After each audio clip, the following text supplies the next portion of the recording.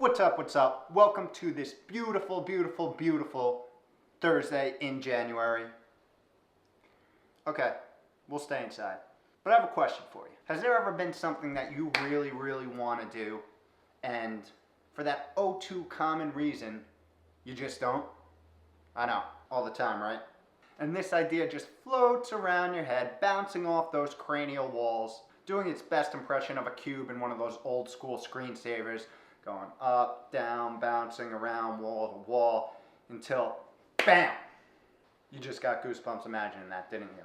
Don't worry, you're not alone.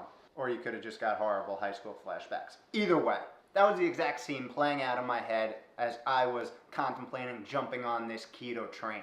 The issue? Keto life is restrictive, especially when I add my plant-based whole food requirements into it. My beloved nightshade veggies, my crew of winter squashes, and even the thought of a post-pump smoothie, gone.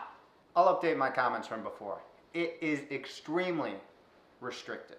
So for the greater part of 2018, this keto-vegan experiment was just bouncing around. Until one day, that keto-vegan cube beelined it right into the corner and left me no other option.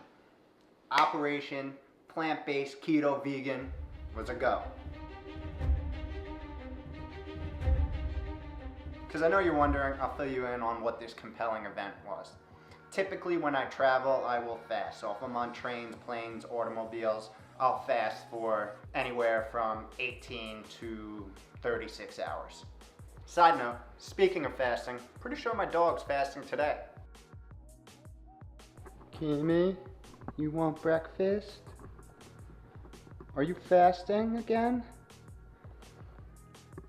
What about breakfast? What about breakfast in bed? Huh? Breakfast in bed? No, you are fasting. Okay. So I was returning from a business trip, and a 24-hour fast pushed to 36 hours overnight, then the 48. All of a sudden it was 60, and then in a very thrill-seeking, Kramer-like way, culminated at 120 hours, or about 5 days. So by this point, I was in a state of pretty much raging ketosis, fat adapted, and in a perfect position to transition into nutritional ketosis. A great boss once said, you miss 100% of the shots you don't take.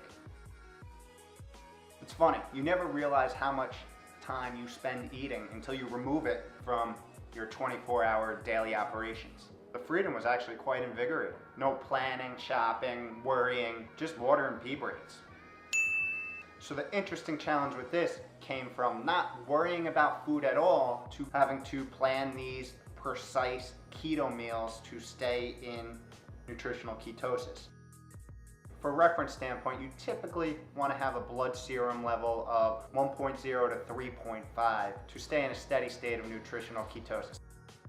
From a macro standpoint, you want to have about 70 to 80% of your calories daily coming from fat, and anywhere between 15 to 25% from protein, and the small 5 to 10-ish% from carbohydrates. So this is a big reverse step from the traditional Western diet. So here's how it went down. Days 1 through 5, I was very precise, and this is for a couple of reasons. Number one, coming off any prolonged fast, you need to ease back into things. You can't throw heavy meals right off the bat. Number two, I did not know how my body was gonna adapt to this new high-fat lifestyle. So my meals basically consisted of veggie stir fry, veggies being zucchini, mushrooms, spinach, leafy green salads with the occasional macadamia nuts, half an avocado, and some olive oil. I did get that crunch fix in with some celery and cucumbers. Pro tip, going through the motions of dipping makes it more tasty. And then lastly, just snacked on some high-fat nuts with a low-carb profile, such as macadamia nuts and Brazil nuts. 5 days, that was it. The good news, I stayed in a very steady state of nutritional ketosis, up on that higher range of the spectrum at about 3.0 each morning when I woke up. So days 6 through 20 started to get a little more scandalous. I ate everything from day 1 through day 5, but added some household veggie names like broccoli, cauliflower, Brussels sprouts, asparagus, edamame and green beans, walnuts and pecans, some homemade guac, I know. And dabbled with some almond butter. The results? Blood serum ketone levels measured in, on average, at about 2.0 every morning. This is easy. With already reaching the goal of a few plant-based keto-vegan weeks, days 21 through 60 was time to go wild. In my eyes, I was playing with house money. Let's see how we could push this limit. I added more and more foods with higher carb profiles, such as spaghetti squash, eggplant, peppers, sweet potatoes, peanut butter, sweet peas, cashews, and an occasional apple. Even getting to enjoy a dope vegan eggplant lasagna. Little side note, if you're ever planning on doing this, pick a better time than over Thanksgiving and Christmas. Just a little pro tip. And surprisingly, over this time period, the blood serum ketone levels remain pretty high, on average each morning over 1.0. I did push the limits a couple of times, mostly with the sweet potatoes, and I was under 1 a number of times, but always over 0.5. The interesting thing from those last 30 days was, after I opened up the carb floodgates, my body was still producing a sufficient amount of ketones to stay in nutritional ketosis. Now, this is a little hack that I stole from one of the keto gurus himself, Peter Attia. The hack is really around building a glycogen debt, so those carby foods that you love and that you eat do not interfere with the ketone production in your liver. To see more, check out the link in the blog. You could see his full in-depth technical analysis on how this happens. The one note is you do have to exercise. You can't just sit there and hope you build the glycogen debt. No, it does require some moderate to intense exercise to pull off this hack. So, in the end, was it all worth it? This is where personal philosophy comes in.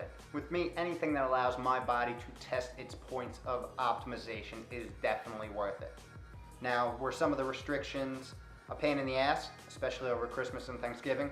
Yeah, sometimes it sucked. But some of the benefits that I actually noticed from this was an increase in cognitive focus and possibly performance, feeling more energized when I woke up on less sleep, and when done right, it typically comes with some fat or weight loss. But that, like I said before, that wasn't one of the main objectives here. All that said, everybody's different. Everyone lives a unique lifestyle in different environments with different genetics, diets, and physical activity. All these matter. This was just my experience. I can say confidently that your experience will and can be totally different. So before you do anything, always consult a medical professional, your doctor, whoever it may be, before you embark on any of these lifestyle changes.